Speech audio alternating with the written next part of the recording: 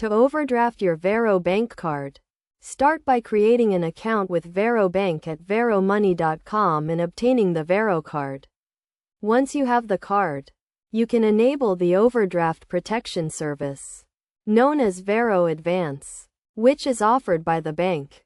With Varo Advance, you can make purchases using your Varo bank card, and the card allows for up to $500 in overdrafts at no charge.